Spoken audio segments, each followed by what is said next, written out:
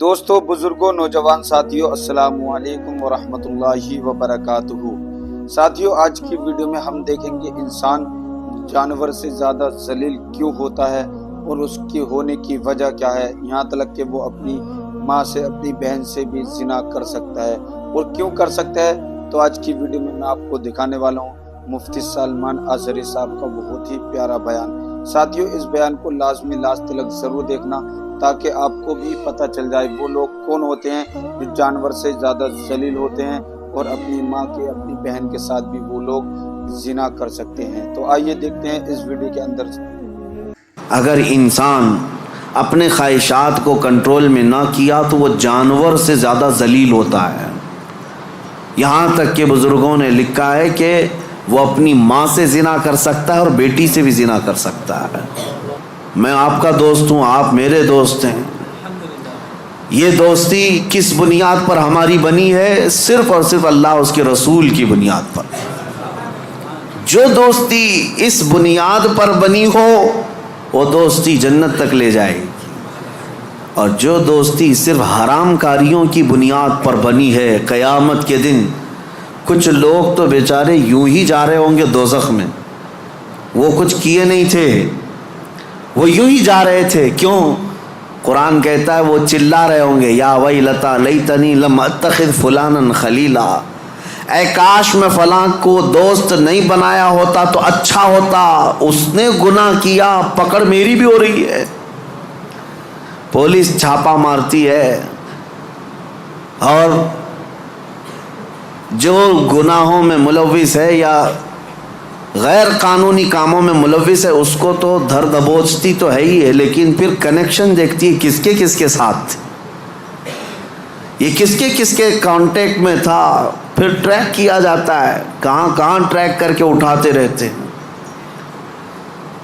ابھی ہمارے علاقے میں 6 مہینے پہلے کچھ وائلیشن ہوا تھا جس میں پکڑتے 150 تک کو لے کے گئے، صرف اس لیے کہ مین آروپی جو کام کیا تھا اس کو انہوں نے موبائل میں ادھر ادھر فارورڈ کیا تھا، یا صرف دیکھ کر کے اپنے پاس محفوظ کیا تھا۔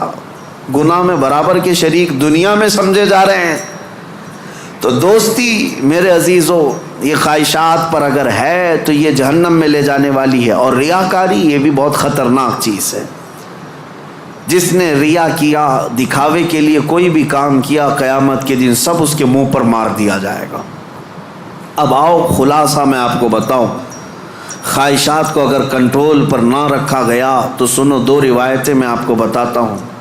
اگر انسان اپنے خواہشات کو کنٹرول میں نہ کیا تو وہ جانور سے زیادہ ذلیل ہوتا ہے۔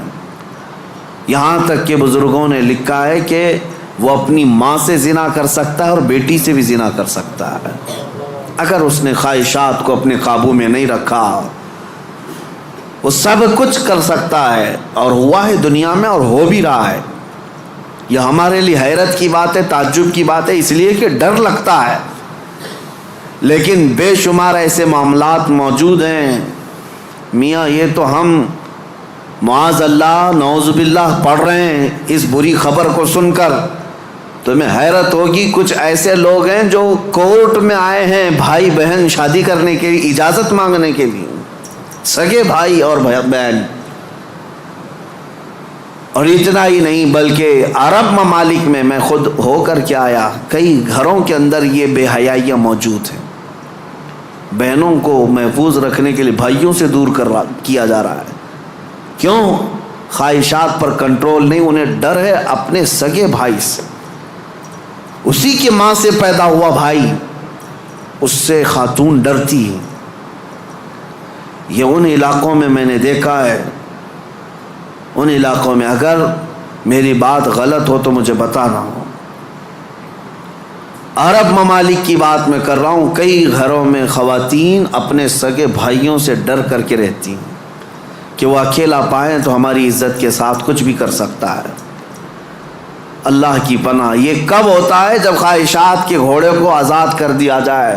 یہ کبھی قابو میں نہیں آئے گا، یہ کبھی قابو میں نہیں آئے گا۔ اس کو قابو میں کرنے کے لیے دنیا کی طاقتیں کوئی انجیکشن اور ٹیبلٹ نہیں، اس کو صرف اور صرف اللہ کا ذکر کنٹرول میں لا سکتا ہے، قابو میں لا سکتا ہے۔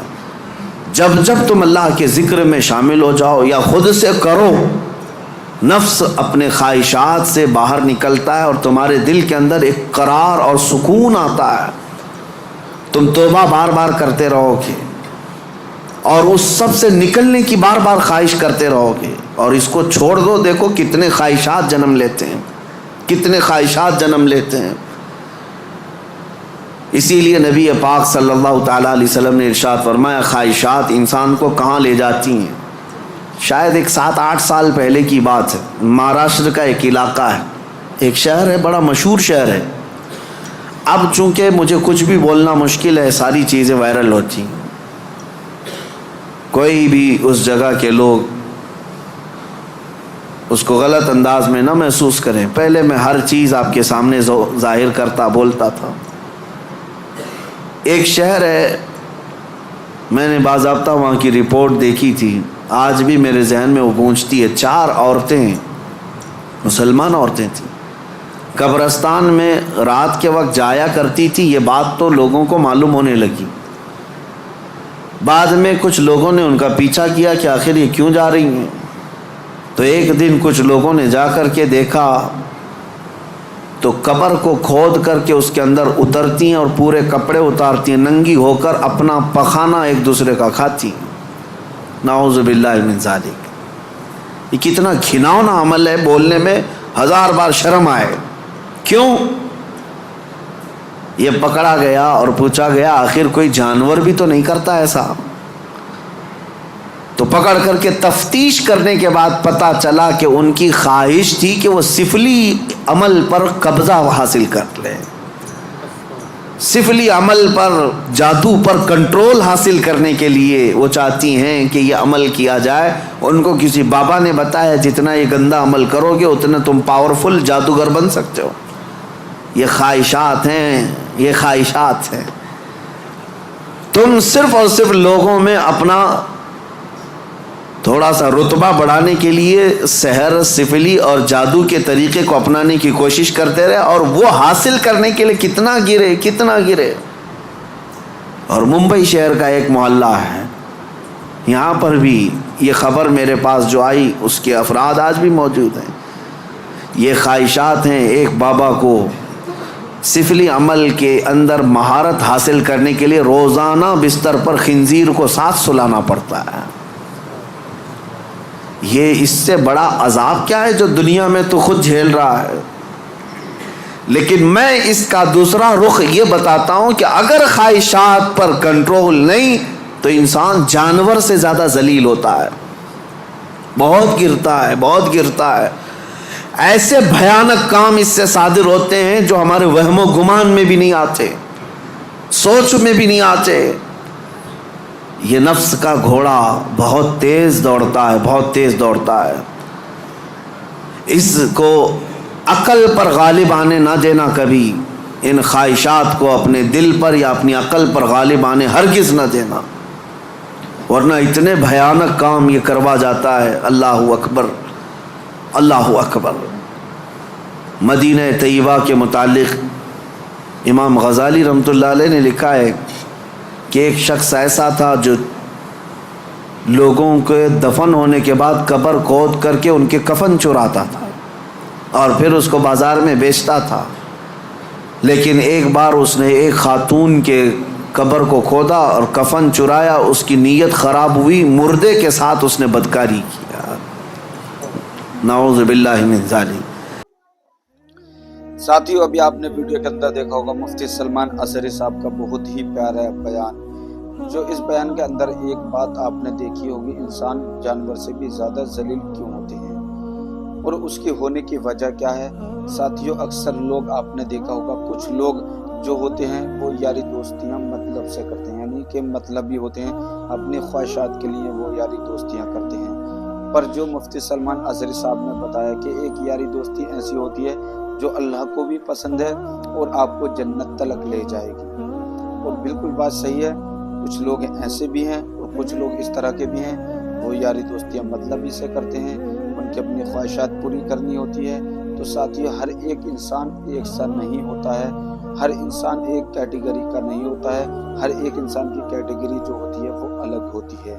ساتھیوں کچھ لوگ جو مسلمان بھائی ہوتے ہیں یا کوئی بھی ہوتے ہیں اس طرح کے ہوتے ہیں، یاری دوستی کے لیے وہ جان بھی دینے کے لیے تیار ہو جاتے ہیں، اور کچھ لوگ جو ہیں وہ یاری دوستی میں دغا بازی، فریب سب کچھ کر دیتے ہیں، اور وہ مطلب سے یاری دوستیاں رکھتے ہیں کیونکہ وہ اپنی خواہشات ان کو پوری کرنی ہوتی ہے، اس سے یاری دوستی کرنے کے ذریعے وہ اپنے مقصد پر کامیاب ہو جاتے ہیں۔ تو ساتھیوں ایسے لوگوں سے ہمیں بچنا چاہیے، اور ہم کو یاری دوستی اس لوگوں سے کرنی چاہیے جو اللہ اس کے رسول ہر ایک شخص اس سے خوش ہوئے اور وہ آپ کو جنت تک لے جائے۔